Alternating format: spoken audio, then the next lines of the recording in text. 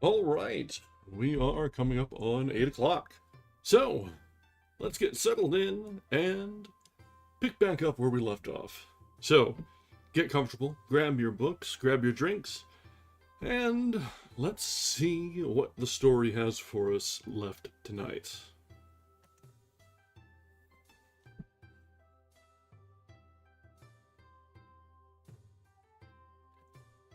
All right, so we left off about halfway through the last chapter of Genji Monogatari.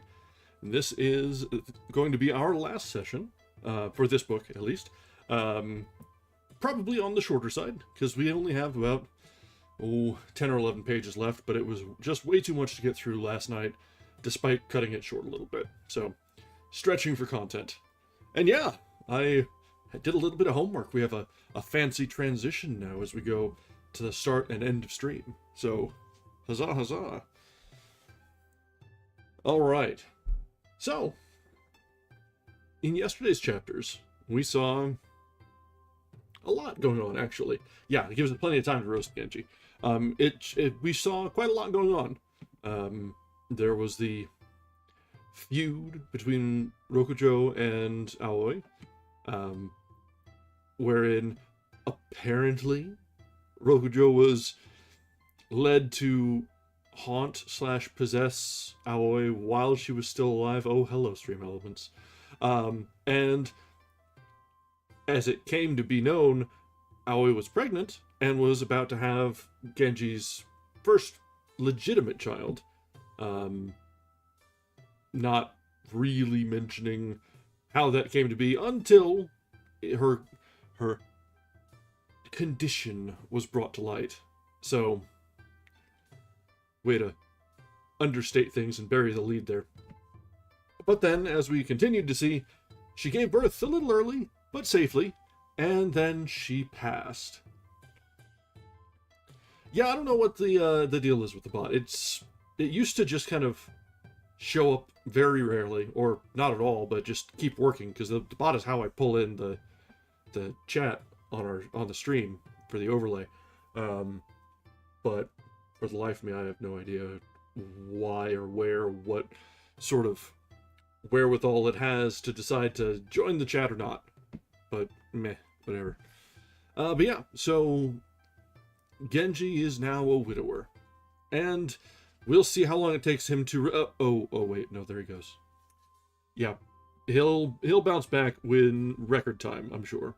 He and Aoi were never on the best of terms, mostly because he neglected her.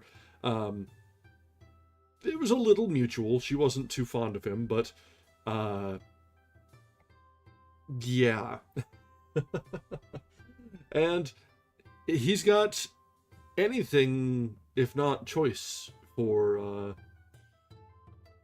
how to fill the gap in his heart. We'll see which one ends up being next one up on the list. Murasaki is still a little young, even by his standards, I should hope. So, we'll see. But yeah, all this is while the Emperor, his father, has retired, and his half-brother has arisen to the throne, with the new heir apparent being Genji's bastard. Wink, wink, nudge, nudge. So things are a little messy, shall we say.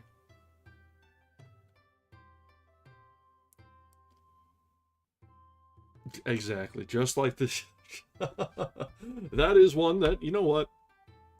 Go ahead and filter that one, YouTube. We're probably all the better for that. Yeah, this is going to go poorly. So, let's go ahead and prepare ourselves and just brace yourself for the absolute worst. In just a moment, I neglected to get my notifications out.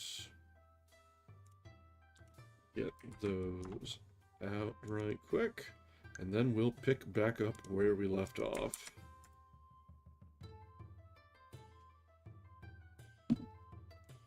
We've got over on Bluesky. A little bit of a repost. It's been nice to get into rhythm on this, but at the same time, it is just extra steps at the start of each stream. Or in the 5 minutes before while I have things running, and I was running a little bit behind tonight. So, it is what it is. Anyway, so, let's go ahead and jump back in where we left off, and that will be about halfway through Chapter 9, Aoi, of Genji Monogatari.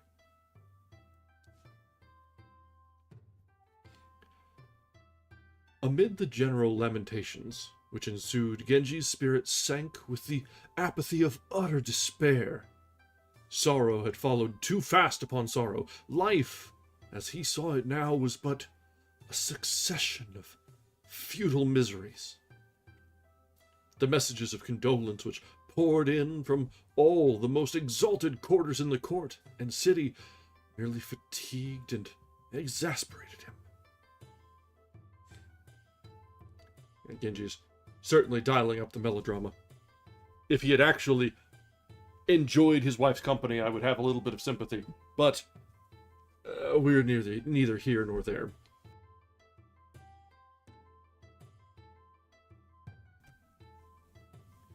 The warmth of the old ex-emperor's messages, and his evident personal distress at Aoi's death were indeed very flattering, and mingled a certain feeling of gratification with her father's perpetual weeping.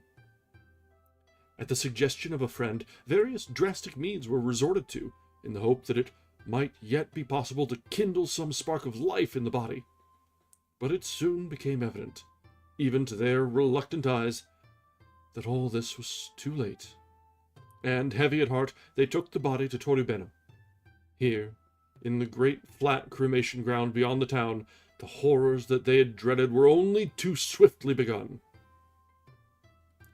Even in this huge open space, there was scarcely room for the crowds of mourners who had come from all the great palaces of the city to follow behind the bier, and for the concourses of priests who, chanting their liturgies, flocked from the neighboring temples.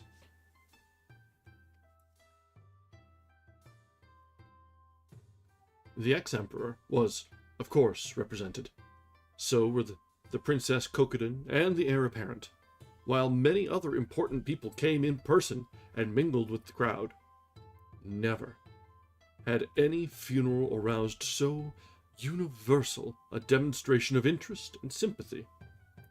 Her father was not present.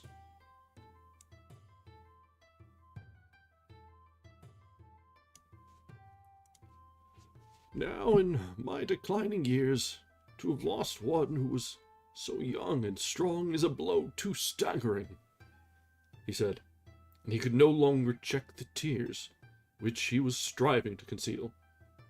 His grief was heart-rending. All night long the mournful ceremonies proceeded, but, at last, only a few pitiful ashes remained upon the pyre, and in the morning the mourners returned to their homes. It was, in fact, save for its grandeurs, much like any other funeral. But it so happened that, save in one case only, death had not yet come Genji's way, and the scenes of that day haunted him long afterwards with hideous persistency. The ceremony took place in the last week of the 8th month. Seeing that from Aoi's father all the soft brightness of this autumn morning was hid in the twilight of despair, and well knowing what thoughts must be passing through his mind, Genji came to him, and, pointing to the sky, whispered the following verse: "Because all of the mists that wreathe the autumn sky, I know not which ascended from the lady's bier. Henceforth, upon the country of the clouds from pole to pole, I gaze with love." At last, he was back in his room. He lay down but could not sleep. His thoughts went back over the years that he had known her. Why had he been content lazily to assume that, in the end, all would go right, and meanwhile amused himself regardless of her resentment? Why? Had he let year after year go by without managing, even at the very end, to establish any real intimacy, any sympathy between them? The bitterest remorse now filled his heart.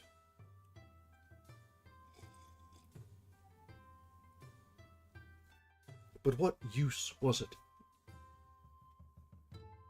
His servants brought him his light gray mourner's dress, and the strange thought floated into his mind. What if I had died instead, and not she?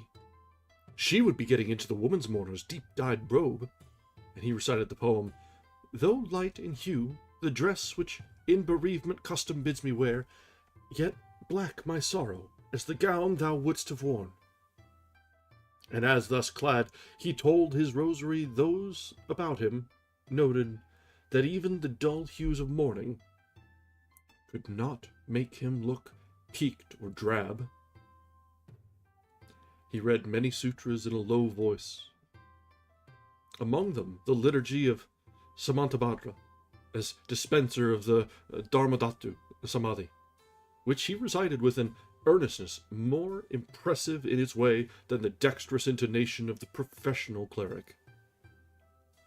Next, he visited the newborn child, and took some comfort in the reflection that she had at least left behind this memorial of their love. Genji did not attempt to go for even the day to Nijoin, but remained buried in recollections and regrets that no other occupation save the ordering of masses for her soul. He did, however, bring himself to write a few letters, among them one to Rokujo. The Virgin-elect was already in charge of the guardsmen of the gate, and would soon be passed on by them to the palace in the fields. Rokujo accordingly made her daughter's situation an excuse for sending no reply. He was now so weary of life and its miseries that he seriously contemplated the taking of priestly vows. Can you imagine? And might perhaps have done so, had there not been a new bond which seemed to tie him irrevocably to the world. But stay, there was the girl Murasaki too, waiting for him in the wing of his palace. How unhappy she must have been during all this time. That night, lying all alone within his royal curtains, though watchmen were going their rounds not far away, he felt very lonely, and remembering that autumn is no time to lie alone. Genji. He sent for the sweetest voiced among the chaplains of the palace. His chanting, mingled with the sounds of early dawn, was indeed of almost unendurable beauty. But soon the melancholy of late autumn, the murmur of the rising wind took possession of him, and little used to lonely nights, he found it hard to keep his bed till morning. Looking out, he saw that a heavy mist lay over the garden beds. Yet, despite the mist, it was clear that something was tied to the stem of a fine chrysanthemum not far away. It was a letter written on dark blue paper. The messenger had left it there and gone away. What a charming idea, he was thinking, when he suddenly recognized the hand. It was from Rokujo. She began by saying that she did not think, having regard to her daughter's situation, that he would be surprised at her long delay in answering his previous note. She added an acrostic poem in which, playing upon the word chrysanthemum, Kiku, she told him of her distress at hearing, Kiku, of his bereavement. The beauty of the morning, she ended, turned my thoughts more than ever towards you and your sorrow. That is why I could not choose but answer you. It was written even more elegantly than usual, but he tossed it aside. her condolences wounded him, for after what he had seen, he knew that they could not be sincere. Nevertheless, he felt that it would be too harsh to break off all communication with her.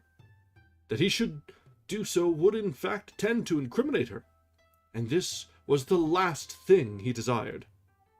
After all, it was probably not that at all which had brought about the disaster. Maybe Aoi's fate was sealed in any case. If only he had chanced never to see or hear the fatal operation of her spirit. As it was, argue with himself as he might, he doubted whether he would ever be able to efface the impression of what had been revealed to him at that hideous scene.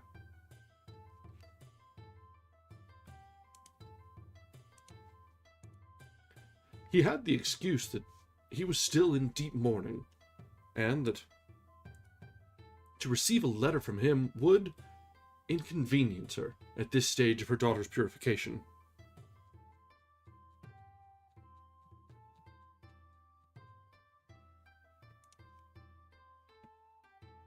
But after turning the matter over in his mind for a long while, he decided that it would be unfeeling not to answer a letter which had evidently been written with the sole object of giving him pleasure. On a paper lightly tinted with brown, he wrote, "Though I have let so many days slip by, believe me that you have not been absent from my thoughts. If I was reluctant to answer your letter, it was because, as a mourner, I was loath to trespass upon the sanctity which now surrounds your home, and this I trusted that you would understand. Do not brood overmuch upon what has happened, for, go we late or soon, more frail our lives than dewdrops hanging in the morning light. For present, think of it no more. I say this now because it is not possible for us to meet." She received the letter at her daughter's place of preparation, but did not read it till she was back in her own house. At a glance, she knew at what he was hinting. So he, too, accused her! And at last the hideous conviction of her own guilt forced itself upon her acceptance. Her misery increased tenfold.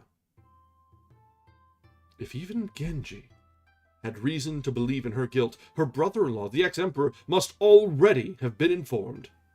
What was he thinking of her?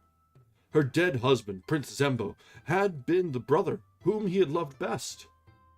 He had accepted the guardianship of the little girl who was now about to be consecrated, and at his brother's earnest entreaty, he had promised to undertake her education, and indeed treat her as though she were his own child.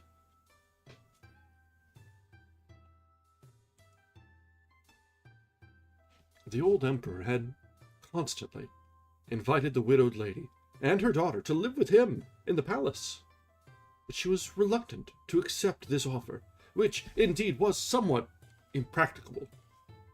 Meanwhile, she allowed herself to listen to Genji's youthful addresses, and was soon living in constant torment and agitation, lest her indiscretion should be discovered.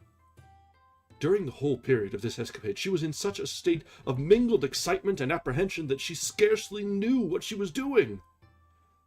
In the world at large, she had the reputation of being a great beauty, and this, combined with her exalted lineage, brought to the palace in the fields, so soon as it was known, that she had repaired thither with her daughter, a host of frivolous dandies from the court, who made it their business to force upon her their fashionable attentions morning, noon, and night.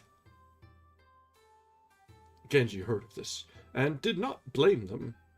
He could only think that it was 1,000 pities that a woman endowed with every talent and charm should take it into her head that she had done with the world, and prepare to remove herself to so remote a place. He could not help thinking that she would find Ise extremely dull when she got there.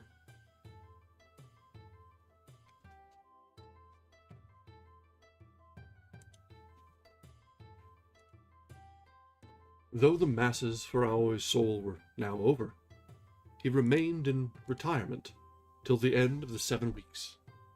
He was not used to doing nothing, and the time hung heavy on his hands. Often he sent for Tono Chujo to tell him all that was going on in the world, and among much serious information, Chujo would often seek to distract him by discussing the strange escapades in which they had sometimes shared. On one of these occasions, he indulged in some jokes at the expense of the ancient lady of the bedchamber, with whom Genji had so indiscreetly become involved. "Poor old lady," Genji protested. "It is too bad to make fun of her in this way. Please do not do it." But all the same, he had to admit to himself that he could never think of her without smiling. Then Chujo told him the whole story of how he had followed and watched him on that autumn night, the first after the full moon, and many other stories besides of his own adventures and other people's. But in the end they fell to talking of their common loss, and agreeing that, taken all in all, life was but a sad business. They parted in tears. Some weeks afterwards, on a gloomy, wet evening, Chujo strode into the room looking somewhat self-conscious in a light gray winter cloak and breeches, which he was today wearing for the first time. Genji was leaning against the balustrade of the balcony. Above the main western door, for a long while he had been gazing at the frost-clad gardens which surrounded the house. A high wind was blowing, and swift showers dashed against the trees. Near to tears, he murmured to himself the line, "Tell me, whether her soul be in the rain, or whether in the clouds above." And as Chujo watched him sitting there, his chin resting upon his hand, he thought the soul of one who had been wedded to so lovely a youth would not indeed have borne quite to renounce the scene of her earthly life, and must surely be hovering very near him. Still gazing with eager admiration, Chujo came to Genji's side. He noticed now that, though his friend had not in any other way abated the plainness of his dress, he had today put on a colored sash. This streak of deep red showed up against his gray cloak, which, though still a summer one, was of a darker color than that which he had lately been wearing, in so attractive a way that, though the effect was very different from that of the magnificent attires which Genji had affected in happier days, yet Chujo could not, for a long while, take his eyes off of him. At last, he too gazed up at the stormy sky, and remembering the Chinese verse which he had heard Genji repeat, he recited the poem, "Though to rain her soul be turned, yet where, in the clouded vault of heaven, is that one mist wreath which is she?" And Genji answered, "Since she, whom once we knew beyond the country of the clouds, is fled, 2 months of storm and darkness now have seared the wintry earth below." The depth of Genji's feeling was evident. Sometimes Chujo had thought it was merely dread of the old emperor's rebukes, coupled with a sense of obligation towards Aoi's father, whose kindness had always been so marked, and also towards the princess, her mother, who had cherished him with an unfailing patience and fondness that had made it difficult for him to break off a relationship which was in fact becoming very irksome.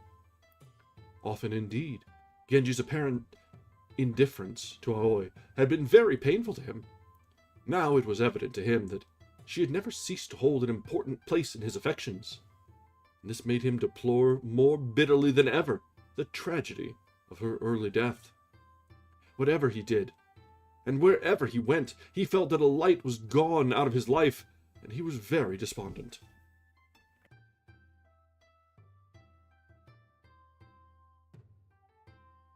Yeah, that's all very, very interesting, Genji. Yes, absolutely. You're certainly the most miserable man on the world when your wife, who you didn't even like, died.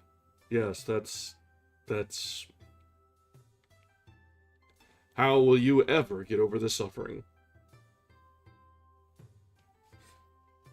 Among the withered undergrowth in the garden, Genji found to his delight a few gentians still blossoming. And after Chujo was gone, he plucked some and bade the wet nurse Saiso to give them to the child's grandmother, together with the verse, "This gentian flower, that lingered amid the withered grasses of the hedge, I send you, in remembrance of the autumn that is past. To you," he added, "it will seem a poor thing in contrast to the flowers that are gone." The princess looked at her grandson's innocent, smiling face, and thought that in beauty he was not far behind the child she had lost. Already, her tears were pouring faster than a stormy wind shakes down the dry leaves from a tree, and when she read Genji's message, they flowed faster still. This was her answer. "New tears, but tears of joy it brings. This blossom from a meadow that is now laid waste." Still in need of some small employment to distract his thoughts, though it was already getting dark, he began a letter to Princess Asagao, who, he felt sure, must long ago have been told of his bereavement. Although it was a long time since he had heard from her, he made no reference to their former friendship. His letter was indeed so formal that he allowed the messenger to read it before he started. It was written on Chinese paper tinted sky blue. With it was the poem, "When I look back upon an autumn fraught with diverse sorrows, I find no dusk dimmed with such tears as I tonight have shed." He took great pains with his handwriting, and her ladies thought it a shame that so elegant a note should remain unanswered. In the end, she reached the same conclusion. "Though my heart goes out towards you in your affliction," she answered, "I see no cause to abandon my distrust." And to this she added the poem, "Since I heard that the mists of autumn had vanished, and left desolate winter in your house, I have thought often of you, as I watched the streaming sky." This was all, and it was written hastily, but to Genji, for so long had received no news from her, it gave as much pleasure as the longest and most ingenious epistle.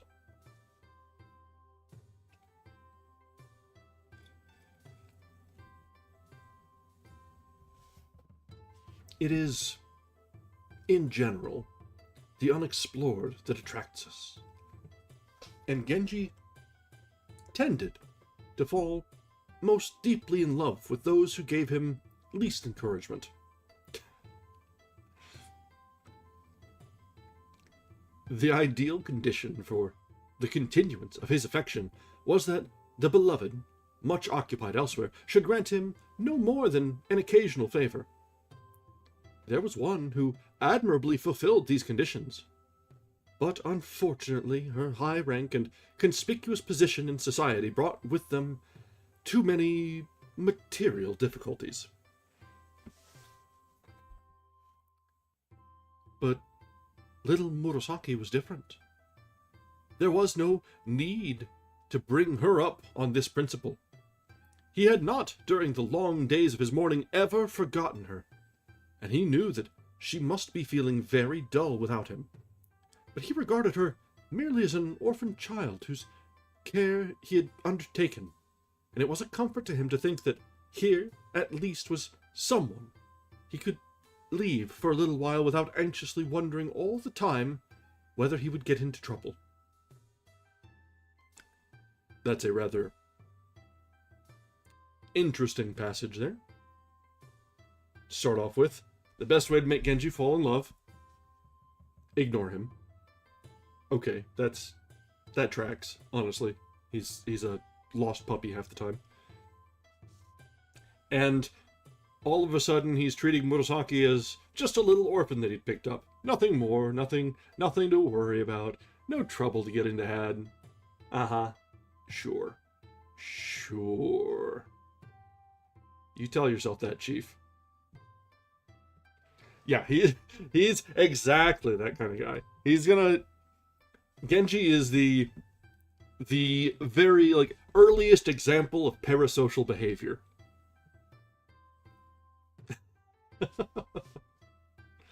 Oh, this can only go poorly.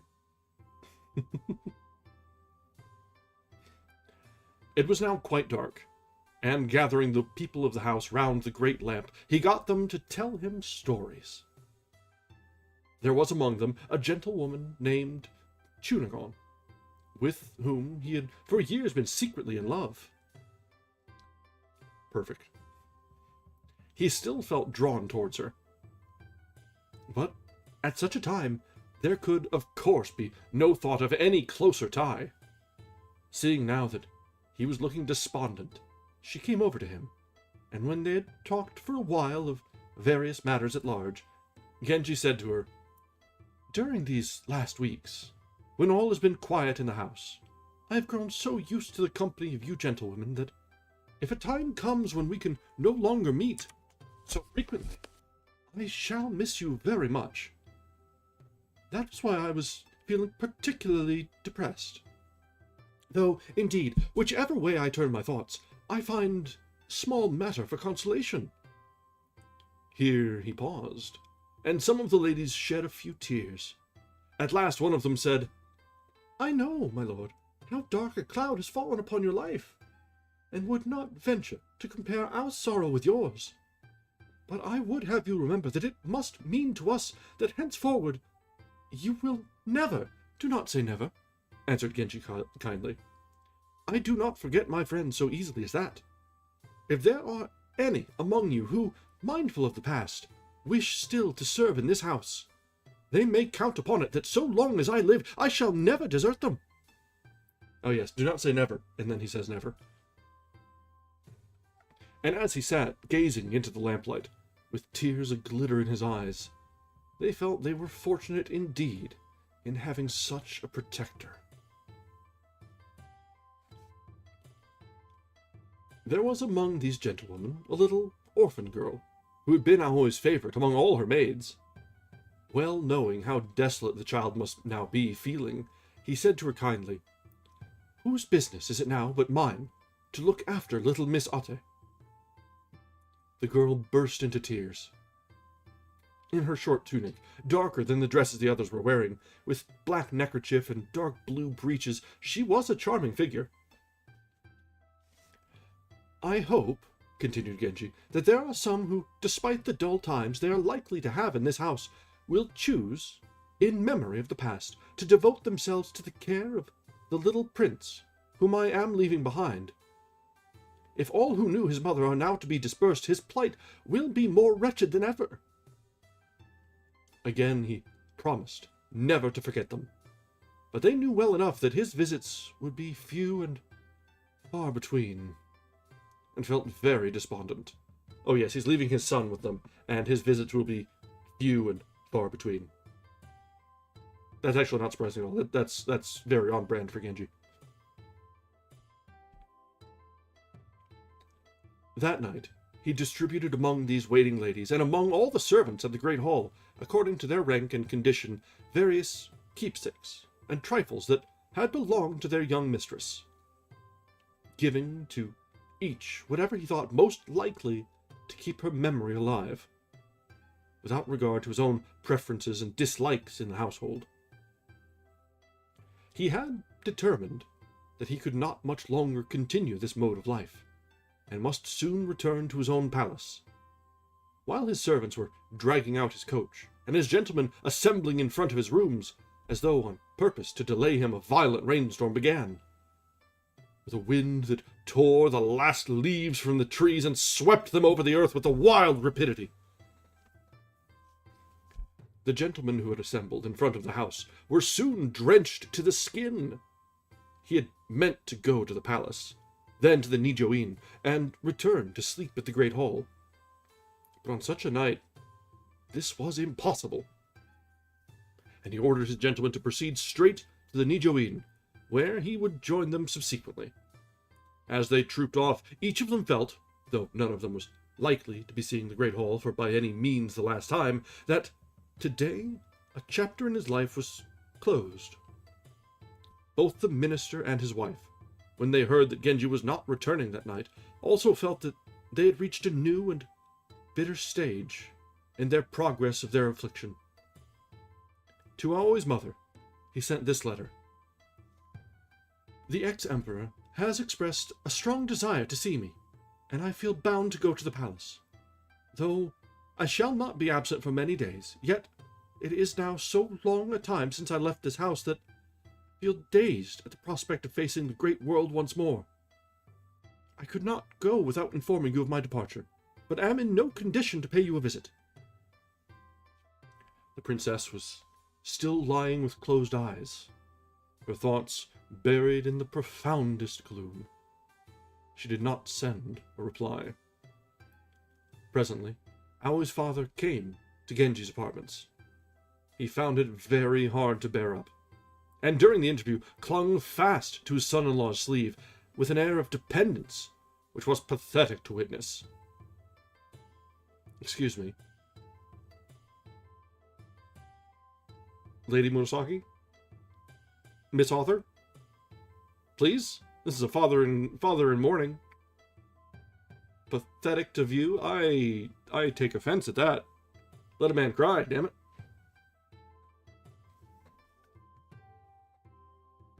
After much hesitation, he began at last to say, We old men are prone to tears, even when small matters are amiss.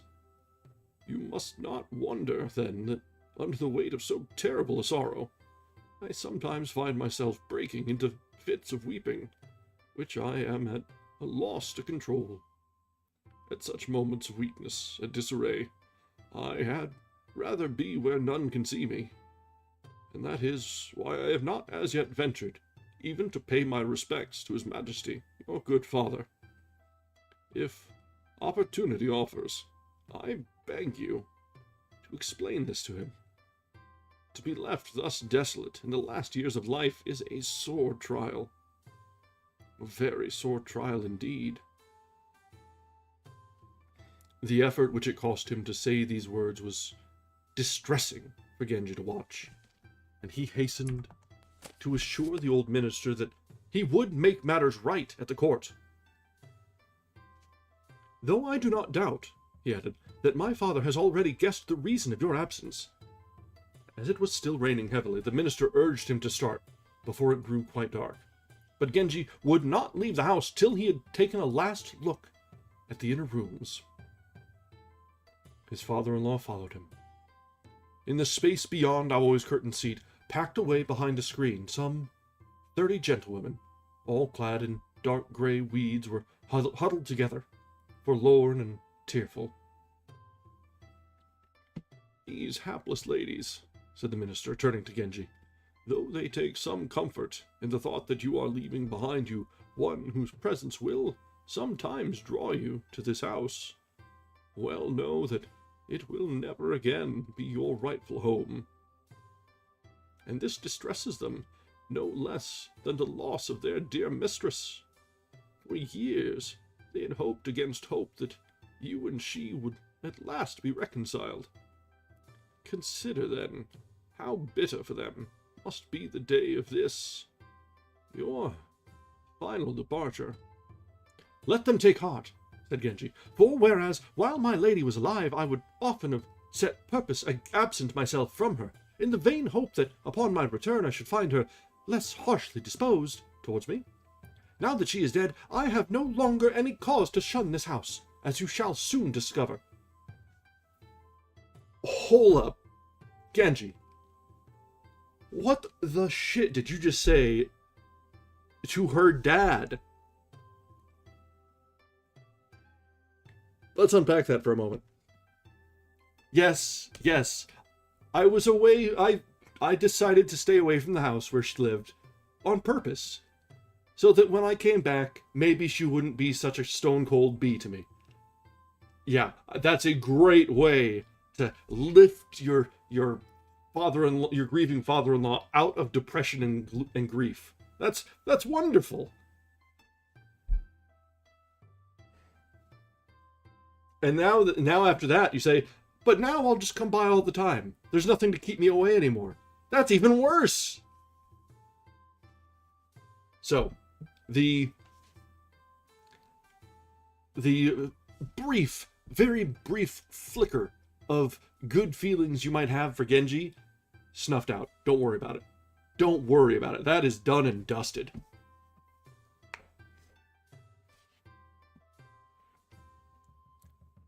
When he had watched Genji drive away, Aoi's father went to her bedroom. All her things were just as she had left them. On a stand in front of the bed, writing materials lay scattered about. There were some papers covered with Genji's handwriting. And these the old man clasped with an eagerness that made some of the gentlewomen who had followed him smile, even in the midst of their grief. The works that Genji had written out were all masterpieces of the past. Some Chinese, some Japanese, some written in cursive, some in full script. They constituted, indeed, an astonishing display of versatile penmanship. The minister gazed with an almost religious awe at these specimens of Genji's skill, and the thought that he must henceforth regard the young man whom he adored as no longer a member of his household and family must, at that moment, have been very painful to him. Among these manuscripts was a copy of Po Chui's Everlasting Wrong, and beside the words, "The old pillow, the old coverlet, with whom shall he now share?" Genji had written the poem, "Mournful, her ghost that journeying now to unfamiliar realms must flee the couch where we were wont to rest." While beside the words, "The white petals of the frost," he had written, "The dust shall cover this bed, for no longer can I bear to brush from it the nightly dew of my tears." Aoi's ladies were gathered together in groups of 2 or 3, in each of which some gentlewoman was pouring out their private griefs and vexations. "No doubt, His Excellency the Minister told us, Prince Genji will come to us sometimes, if only to see the child, but for my part, I doubt whether he will find much comfort in such visits." So one of them was saying to her friends, and soon there were many affecting scenes of farewell between them, for it had been decided that, for the present, they were all of them to go back to their homes.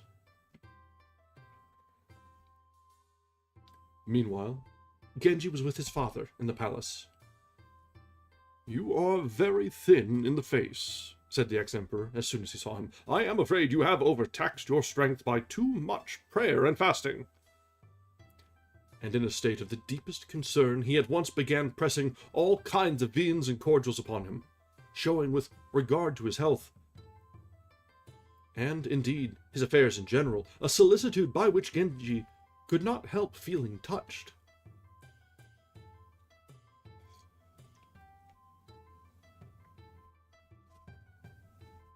Late that night, he at last arrived at the Nijo Inn. Here, he found everything garnished and swept. His manservants and maids were waiting for him at the door. All the gentlewomen of the household at once presented themselves in his apartments. They seemed to have vied with one another, which should look the gayest and smartest, and their finery contrasted pleasantly with the somber and disquieting attire of the unfortunate ladies whom he had left behind at the great hall.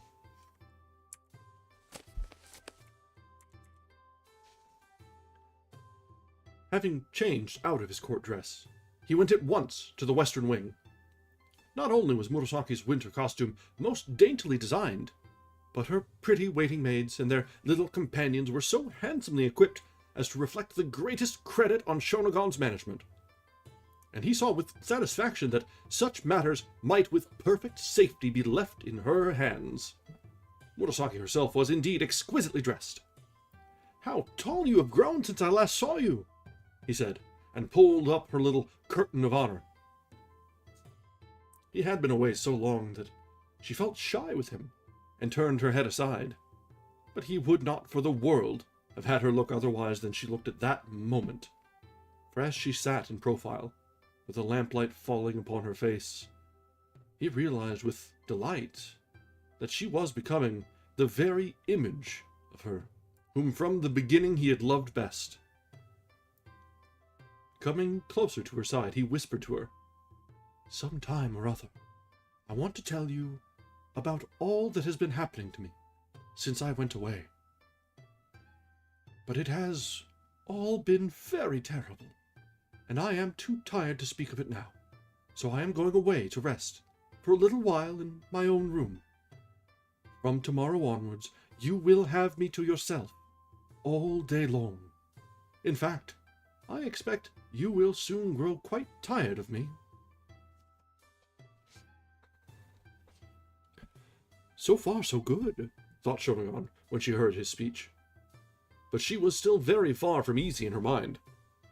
She knew that there were several ladies of very great influence with whom Genji was on terms of friendship, and she feared that when it came to choosing a second wife, he would be far more likely to take one of these than to remember her own little mistress, and she was not at all satisfied.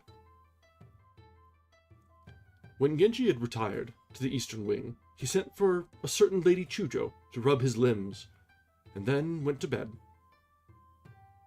The next morning he wrote to the nurses of Aoi's child, and received from them in reply a touching account of its beauty and progress. But the letter served only to awaken in him useless memories and regrets. Towards the end of the day he felt very restless, and the time hung heavily on his hands. He was in no mood to resume his secret rovings, and such an idea did not even occur to him. In Murasaki, none of his hopes had been disappointed. She had indeed grown up into as handsome a girl as you could wish to see. Nor was she any longer at an age when it was impossible for him to become her lover. He constantly hinted at this, but she did not seem to understand what he meant. He still had plenty of time on his hands, and the whole of it was now spent in her society. All day long they played together at draughts or word-picking, and even in the course of these trivial pursuits, she showed a quickness of mind and beauty of disposition which continually delighted him.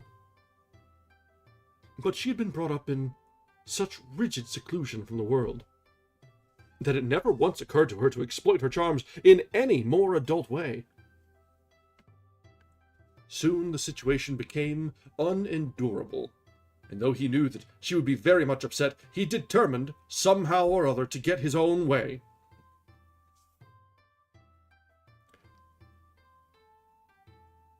I am very afraid of what the next paragraph will give us. So, let's I need a drink, hang on. Because this could either he could go off and dick off on his own somewhere else and be the normal Genji we've come to understand, or things could go very, very poorly. So hang on for just a minute. Gotta brace myself. A little fortification.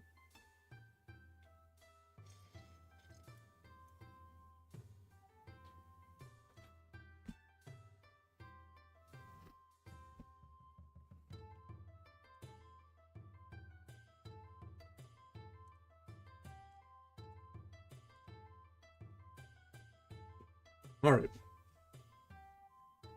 There came a morning when the gentleman was already up and about, but the young lady was still lying abed. Her attendants had no means of knowing that anything out of the ordinary had happened, for it had always been Genji's habit to go in and out of her room just as he chose. This is not a good start to this paragraph. It's very understated in the way that most of his affairs have been. They naturally assumed that she was not feeling well, and were glancing at her with sympathy, when Genji arrived carrying a writing box which he slipped behind the bed curtains.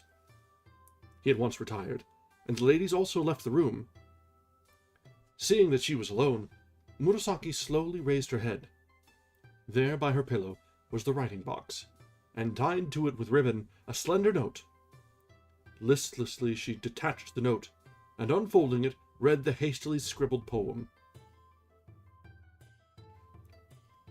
Too long have we deferred this new emprise, who, night by night till now, have lain but with a shift between.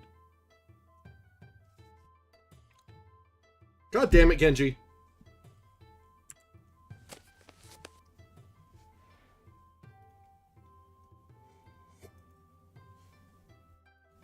This is not a night for wine. This is a Sunday. I have to work tomorrow. I do not have it in me to obliterate this from memory.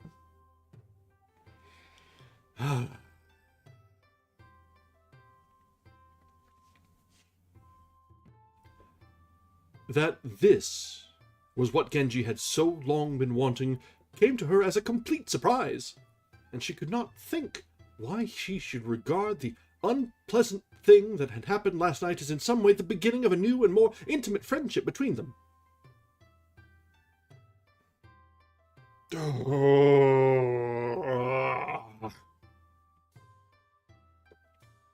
Later in the morning, he came again. Is something the matter with you? Genji. Genji, Genji, Genji, Genji, Genji, Genji, Genji.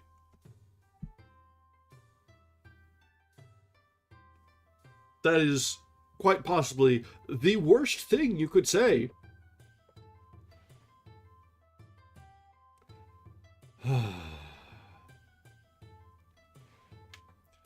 I shall be very dull today if you cannot play drafts with me. But when he came close to her, she only buried herself more deeply than ever under the bedclothes. He waited till the room was empty, and then, bending over her, he said, "Why are you treating me in this surly way? I little expected you to find in you so bad a humor this morning. The others will think it very strange if you lie here all day." And he pulled aside the scarlet coverlet beneath which she had dived. To his astonishment, he found that she was bathed in sweat. Even the hair that hung across her cheeks was dripping wet. "No, this is too much," he said. "What a state you have worked yourself up into."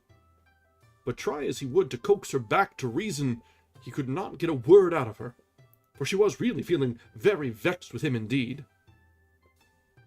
"Very well, then," he said at last. "If this is how you feel, I will never come to see you again."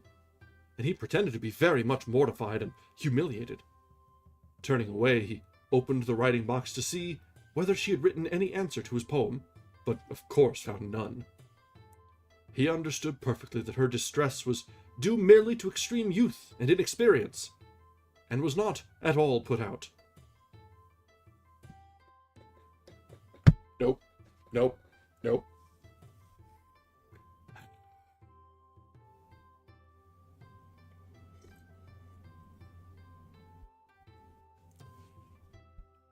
All day long, he sat near her trying to win back her confidence. And though he had small success, he found her, even her rebuffs, in a curious way, very endearing.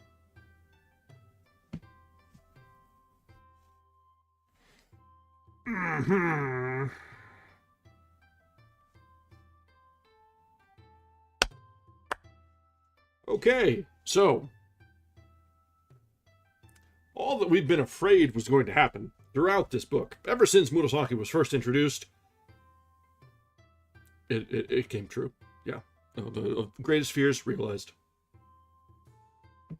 Yeah, all the jokes, all the snide remarks and comments. Yeah. Genji would fit in perfectly on a certain island.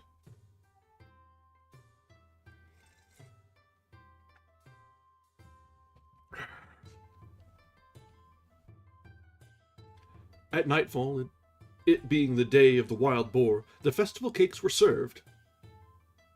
Owing to Genji's bereavement, no great display was made, but a few were brought round to Murasaki's quarters in an elegant picnic basket. Seeing that the different kinds were all mixed up together, Genji came out in the front part of the house, and, calling for Koremitsu, said to him, "I want you to take these cakes away, and bring me some more tomorrow evening. Only not nearly so many as this, and all of one kind. This is not the right evening for them." He smiled as he said these words, and Koremitsu was quick-witted enough at once to guess what had happened. He did not, however, think that it would be discreet to congratulate his master in so many words, and merely said, "It is true enough that if you want to make a good beginning, you must eat your cakes on the proper day. The day of the rat is certainly very much to the purpose." "Pray, how many am I to bring?" When Genji answered, "Divide by 3, and you will get the answer," Koremitsu was no longer in any doubt, and hastily retired, leaving Genji amused at the practiced air with which he invariably handled matters of this kind. He said nothing to anyone, but returning to his private house, made the cakes there with his own hands.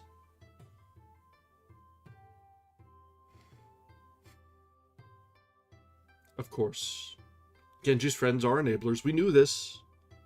But Koremitsu definitely just shows up and he's like, "Oh yeah.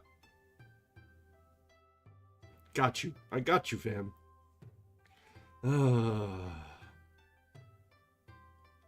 Genji was beginning to despair of ever restoring her confidence and good humor.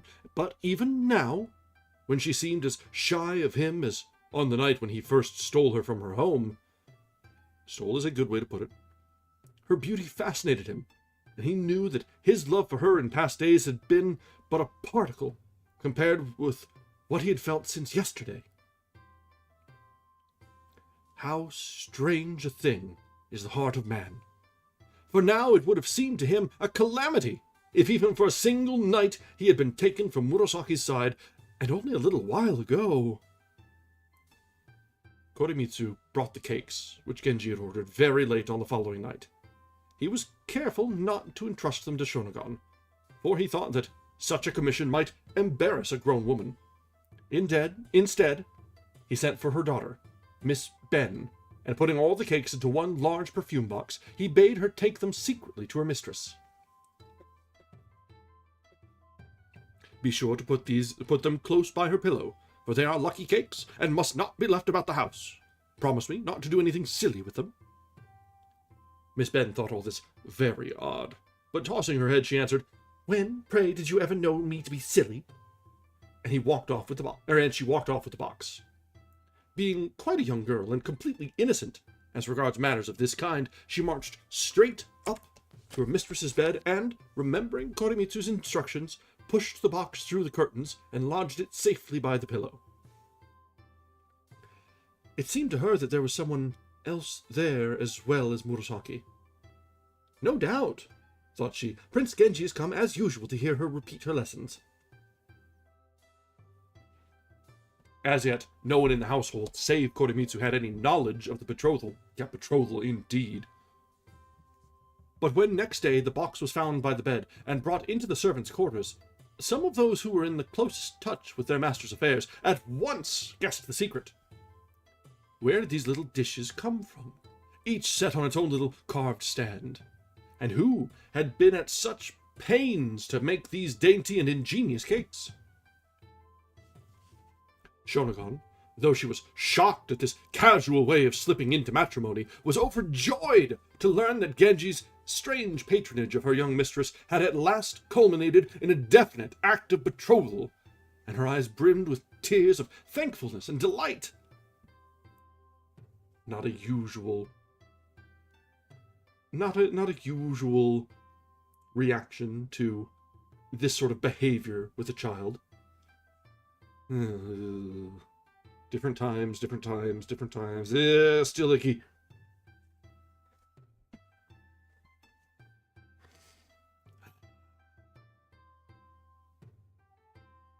At the same time, she thought he might at least have taken the trouble to inform her old nurse. And there was a good deal of grumbling in the household generally at an outside retainer such as Koremitsu having got wind of the matter first. During the days that followed, he grudged even the short hours of attendance which he was obliged to put in at the palace and in his father's rooms, discovering, much to his own surprise, that save in her presence he could no longer enjoy a moment's peace. The friends whom he had been wont to visit showed themselves both surprised and offended by this unexplained neglect. But though he had no wish to stand ill with them, he now found that even a remote prospect of having to absent himself from his palace for a single night was enough to throw him quite out of gear.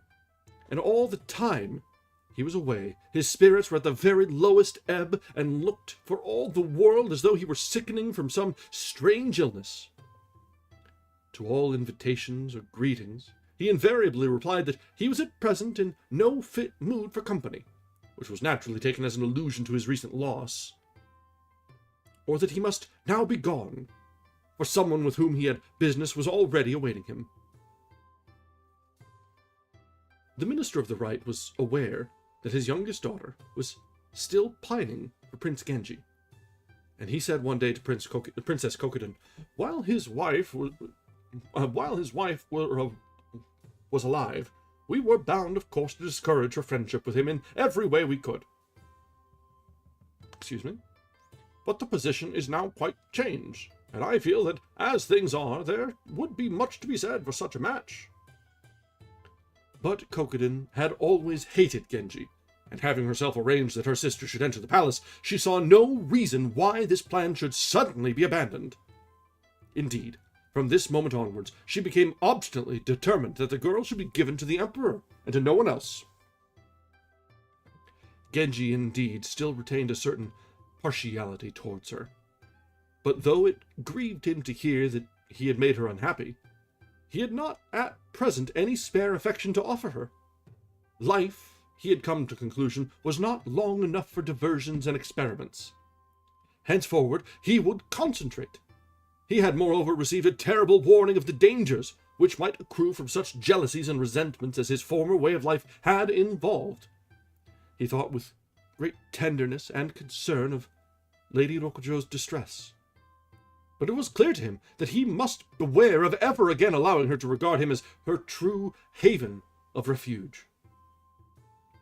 If, however, she would renew their friendship in quite new terms, permitting him to enjoy their company and conversation at such times as he could conveniently arrange to do so, he saw no reason why they should not sometimes meet. Society at large knew that someone was living with him, but her identity was quite unknown.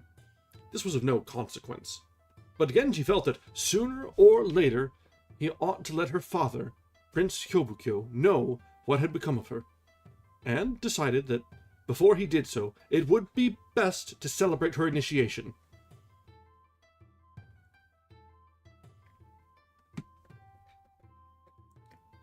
Oh. Yes. Now is a great time to think, you know what? Now you're an adult. Good for you, Murasaki. Never mind what has been happening in the last couple months. It's fine. Yeah. Genji.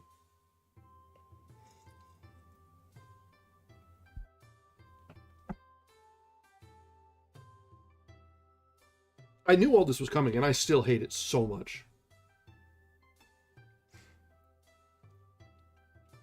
This was done privately, but he was at pains that every detail of the ceremony should be performed with due splendor and solemnity, and though the outside world was not invited, it was as magnificent an affair as it well could be. But ever since their betrothal, Murasaki had shown a certain shyness and diffidence in his presence. She could not help feeling sorry that, after all the years during which they had got on so well together, and been such close friends, he should suddenly take this strange idea into his head. And whenever her eyes met his, she hastily averted them. He tried to make a joke of the matter, but to her it was a very serious indeed, and weighed very heavily upon her mind. Her changed attitude towards him was indeed somewhat comic, but it was also very distressing, and one day he said, "Sometimes it seems as though you had forgotten all the long years of our friendship, and I had suddenly become as new to you as at the start." And while thus he scolded her, the year drew to a close. On New Year's Day, he paid the usual visits of ceremony to his father, to the Emperor, and to the heir apparent, his son. Next, he visited the Great Hall. The old minister made no reference to the new year, but at once began to speak of the past. In the midst of his loneliness and sorrow, he was so deeply moved even by this hasty and long-deferred visit that though he strove hard to keep his composure, it was more than he could compass to do. Looking fondly at his son-in-law, he thought that the passage of each fresh year did but add new beauty to his fair face. They went together into the inner rooms, where his entry surprised and delighted beyond measure the disconsolate ladies who had remained behind. Next, they visited the little prince, who was growing into a fine child. His merry face was indeed a pleasure to see. His resemblance to the heir apparent was certainly very striking, and Genji wondered whether it had been noticed. Of course. Aoi's things were still as she had left them. His New Year clothes had, as in former years, been hung out for him on the clothes frame. Aoi's clothes frame, which stood empty beside it, wore a strangely desolate air. A letter from the princess, her mother, was now brought to him.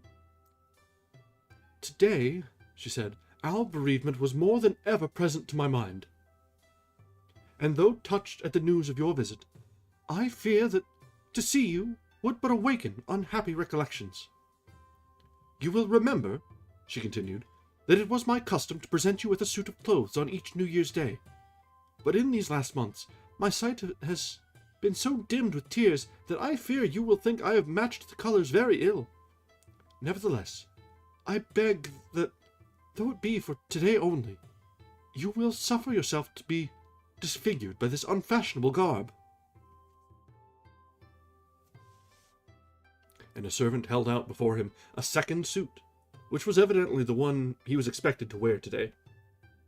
The understuff was of a most unusual pattern and mixture of colors, and did not at all please him, but he could not allow her to feel that she had labored in vain, and at once put the suit on. It was indeed fortunate that he had come to the Great Hall that day, for he could see that she had counted on it. In his reply he said, "Though I come with the hope that you would be the first friend I should greet at this new springtide, yet now that I am here, too many bitter memories assail me, and I think it wiser that we should not meet." To this he added an acrostic poem, in which he said that, with the mourning dress which he had just discarded, so many years of friendship were cast aside, that, were he to come to her, he could but weep. To this she sent in answer an acrostic poem in which she said that in this new season, when all things else on earth put on altered hue, one thing alone remained, as in the months gone by, her longing for the child who, like the passing year, had vanished from their sight. But though hers may have been the greater grief, we must not think that there was not, at that moment, very deep emotion on both sides.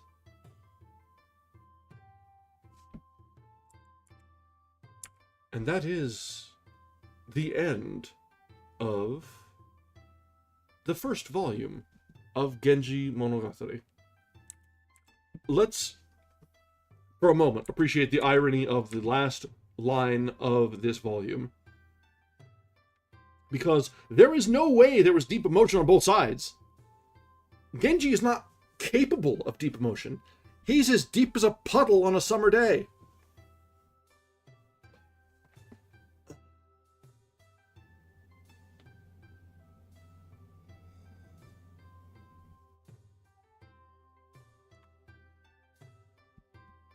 It's been a while since I read anything that actually pissed me off quite as much as this. That wasn't the news, anyway. But, damn it, Genji. So, we were right. He bounced back very quickly from his wife's demise. And, in the worst way possible, that all of us knew was coming, but we're hoping against hope that the better angels would prevail. No. Not, in fact, did the better angels prevail. No, no, no.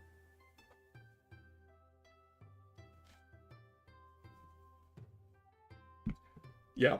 There, you'll find. Yeah, Genji. Oh, that.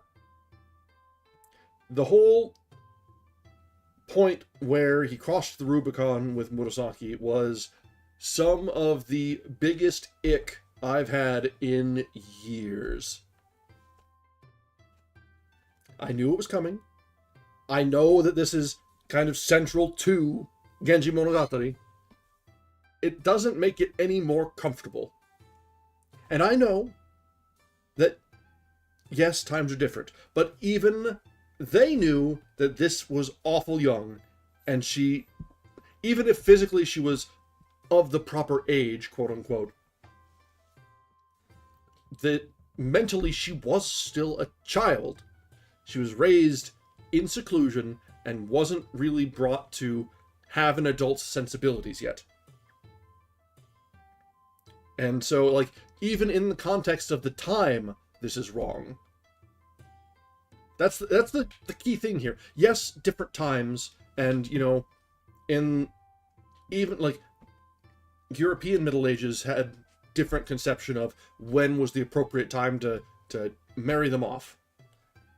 Whether that be the fantasy idea of first bleeding, off you go to get married, go, or the more realistic mid-teens. But even by that concept, even by the standard of the time here, this is bad then. It was bad when it was penned.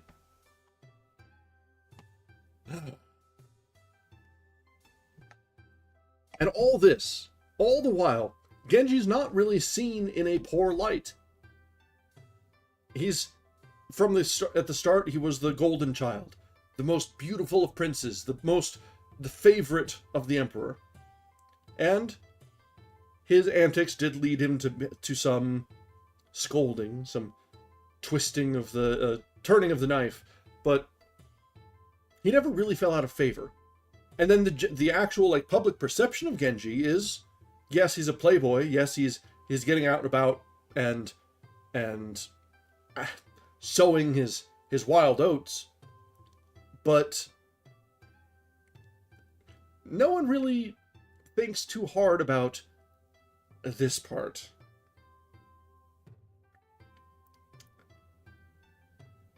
Yeah, because where he's sowing, it ain't even been plowed yet.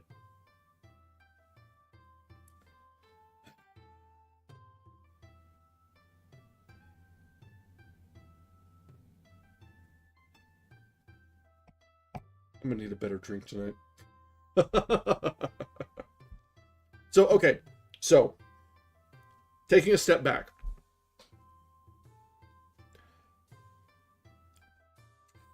From a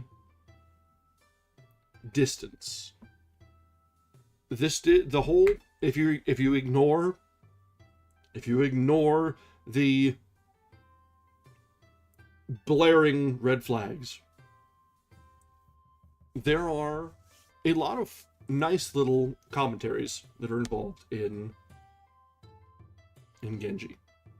There are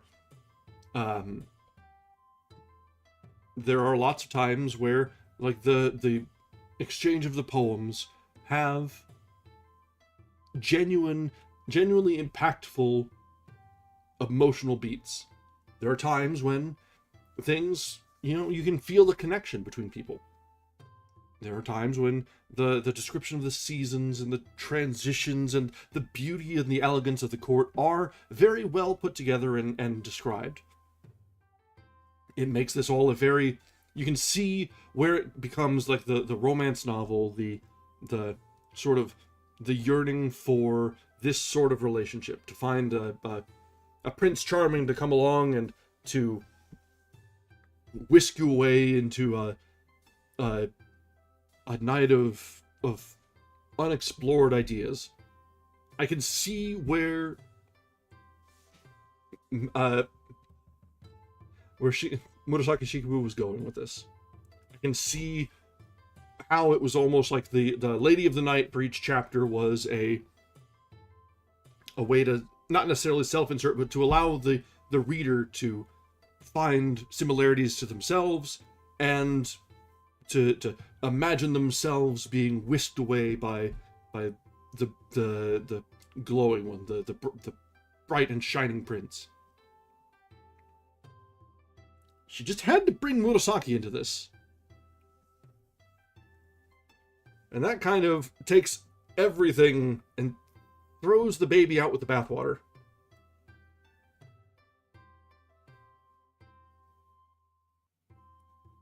Yeah, you're totally right. It could very well be that this is supposed to be almost satirical about the way the upper class is, and how it's a commentary on how they're very different from everyone else. Despite how it's depicted that the common people, whenever Genji was out and about, were fawning over him and were seeing him as an almost religious figure, it's still sort of like a peek behind the curtain to show that, yeah, they're all up about this, but he's very much not perfect. So it could be both ways. You're right. This could be a bit of a tongue-in-cheek commentary, or it could be the romantic ideal. A little bit of both. There's no reason to say that it couldn't be both things. Because yeah, it's very much a royal's gonna royal, like you said. There's the larger-than-life aspect to all this that sort of doesn't appeal, but sort of grows with the imagination and grows with the retelling. And this is both. Being a novel, being written for entertainment, not for education, not for betterment, just written for entertainment. With the retelling and with the commentary both. It takes on a life of its own. So, yeah. I just wish that, everyone would realize that this isn't a how-to book.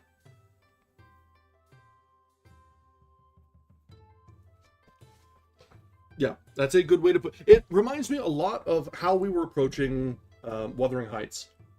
It was a train wreck. We couldn't look away. We knew it was awful. We knew it was terrible. But it was very well written. It was flowery, and we could see things falling to pieces. This is the same way. I actually saw something about... I was browsing through some feed somewhere, and someone... I think there's an upcoming adaptation for Wuthering Heights coming, and they called it the greatest romance of all times, and I about choked. Like, there's no way. You cannot call Wuthering Heights the greatest romance of all time. It is barely a romance. It's hate porn. Ah.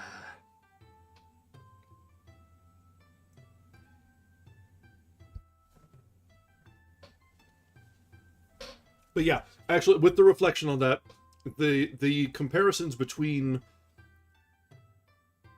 Genji Monogatari and Wuthering Heights are striking. They're, like, obviously, this is more the flowery idea of how,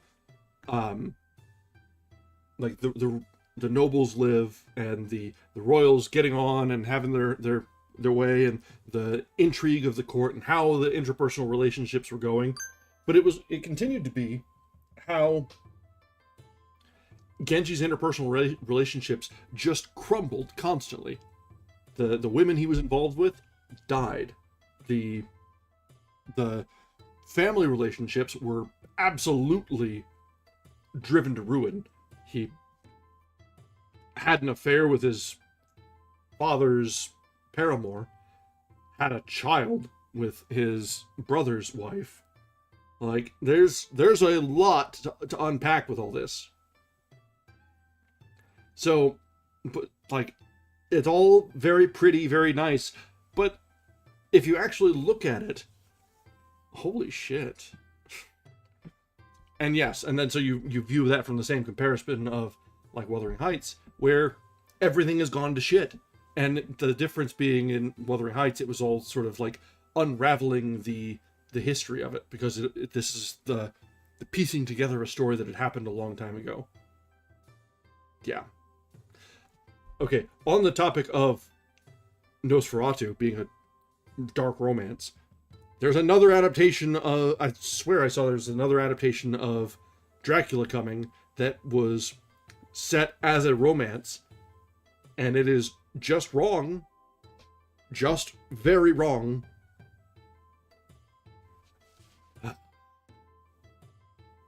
I can understand adapting popular media and classic pieces into a modern twist. But come on. Don't bastardize it. Just make something new in a similar setting or something. Like, build upon it. Don't try and make Mina a romantic target for the Count. That's just wrong. Ugh. That's another kind of ick.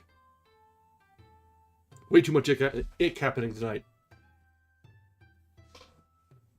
How did we get here? Where did we go wrong? We went wrong when I decided to read Genji.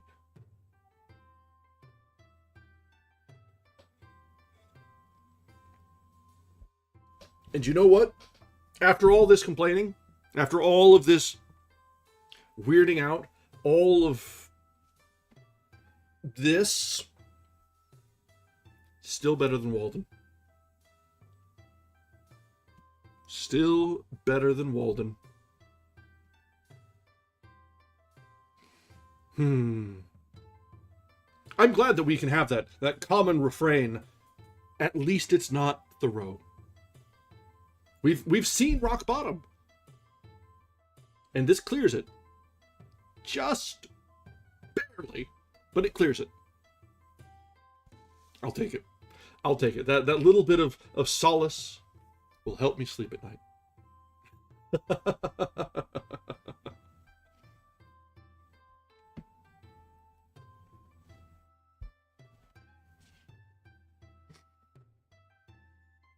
So yeah, this is altogether ignoring the red flags. I enjoyed the prose of Genji. Not so much the plot, but the prose was very well done. The adaptation was exceptionally well done. It was very British, but really all adaptations of the time were very British. But it played out very well. It carried the beauty of the poetry along. Where it was required, it did sort of explain some of the puns in the poems.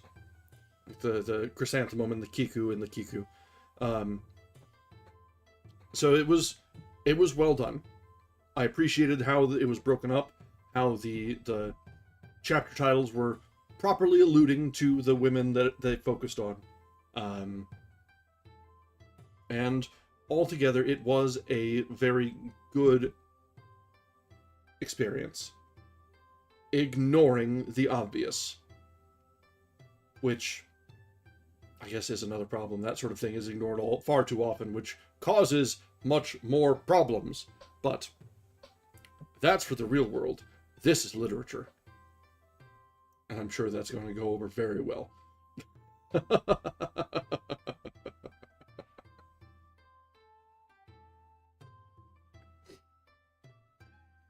So, let's see. So I think, given we are about halfway through November now, aren't we? And I think we'll probably need about, let's see. I'd say when we read Oz, it will probably only take about 2 sessions. Because I think Wizard of Oz is probably about relatively equal in length to Alice was. And we read that in 2 nights. So we can probably read Wizard of Oz in about 2 sessions. So if we want that to be toward the end of the month, we've probably got about, I'd say we have about 4, maybe 5 sessions before we need to pivot. That can work. We can work with that. So I guess we need to find something to read by Tuesday. That should be just a few sessions. Unless we want to string through a couple other short pieces. And that actually brings to mind, we might go back to Alice. We have Through the Looking Glass yet. So we read the Adventures in Wonderland. We've got some Sherlock Holmes we could go back to, because we read the compilation there, but we still have the big cases. The Hound of Baskerville and such like that. So we do have a lot of options yet for things that we can revisit to fill the time and sort of prepare the way. And yeah, as always, I am wide open to suggestions, whether it be revisiting things that we've left partly done before, or something entirely new. New to us, anyway. Always very happy to just explore and expand on different things. So I'll go ahead and get a post out to Bluesky tonight and see if there's anything that feels relevant. But I am always open to suggestions, whether they be through alternate channels, here in chat, comments on videos, posts on Bluesky, find me on Discord, all of the above. I ain't picky. So, I think we've stretched this out a fair bit. We got through the night. We've had our little bit of roasting of Genji. So, let's go ahead and wrap up a little bit early tonight. We've really got to let this sink in, because there was some atrocity there at the end. And that'll never go away. And I'm sorry. So, let's go ahead and wrap up for tonight. As always, thank you very much for joining us. Thanks for joining in our suffering. It makes things go a little bit easier to know that I can share it with you, everyone in the chat. I know that I'm not alone in suffering. It just helps, right? Right? Yeah. All right. So, we'll be back on Tuesday with something new, something different. I don't know what we're reading yet. If you have any suggestions or something that you want to hear read, you've been meaning to read, or is an old favorite that you just want to subject me to, I'm all ears. It's been a little while since we had French. I would even accept something with French. Although if we do go French, you'll suffer with me, because I will butcher it. Let that be known. It's out in the open. Alright, guys. As always, thank you very much for joining us. We will be back on Tuesday, and until then, I wish you a wonderful night. Bye now.